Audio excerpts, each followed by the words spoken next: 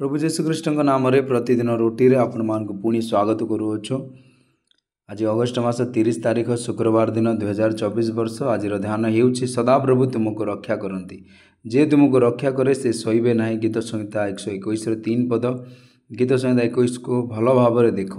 दाऊद पर्वत आड़ को गले हृदयंगम कले जे प्रभु जी तांकु भल जिनिसर आशीर्वाद देइछन्ति से मध्य तांको आखपाखरे थिबा लोकमानक पाई समान कार्य करिवे एवं याकु समस्तंक निकटरे घोषणा करिवे। से सेमानकु कहन्ति से तुमर पादको घुंचाइबाकु देबे नाही, जे तुमको रक्षा करे से निद जीवे नाही। जो माने पर्व पाई जेरुसालेम को जाती सेमानकर सेवक मानक सहित सेमानकर जिनिस गुड़िक जत्न नेबे एवं मालिक माने सबुले चिंतित हेबे। जदि चाकर माने सोई पड़ते तेबे कौन हेबो एवं सेमानकर जिनिस चोरी हुए। तमिल रे एक प्रवाद अच्छी जो थीरे कह जाइछि सेठारे एक ठेकुआ पैक अच्छी जो माने सोईथिबा लोकों को बाहर करिबा पाई बुलंती। आज भी प्रभु आम उपरे जगी रहिछन्ति, आमको चतुर कुंभीर शैतान रक्षा करिबा पाई से सोई पारो नाहंती कि सोई नाहंती। से कदापि सोई न थाए एवं से कदापि निद जीवे नाही। महान बन्य समय से नोआ एवं तांको परिवार को सुरक्षा देइथिले। से प्रबल वर्षा एवं प्रबल बन्या परिस्थिति मध्य शक्तिशाली जहाज पर ठिया होइथिले।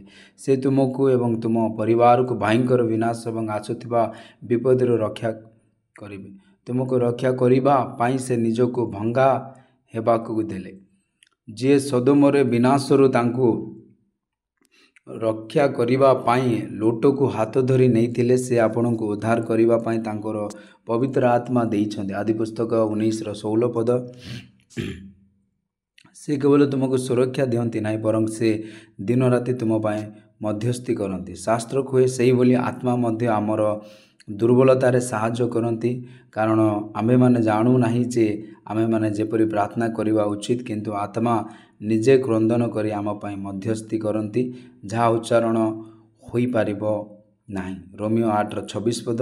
जे जोसेफों को निज भाई मानक मंद परामर्श हत्या कला, जे जोसेफों को गर्तर उद्धार कला, से तुमको मंद आखिरु एवं ईर्षा परायणरू एवं तुम विरोध में षड्यंत्र करुथिबा समस्त मंद योजना रक्षा करिवो। से तुम मुंड उठाई तुमको उच्च करिवे। जदिओ सिंह भालू एवं गोलियात एवं साउलंक परी दुष्ट लोक माने दाऊदंक विरोध में आसिले प्रभु तांकु आखिर चक्षु परी रक्षा कले।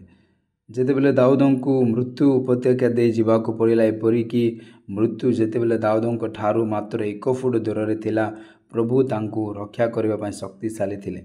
ईश्वर संतान माने विश्वास कर जे सेही प्रभु मध्य आपण को रक्षा करिबो। अधिक ध्यान करिबा पाई द्वितीय वंशावली 16:9 पद।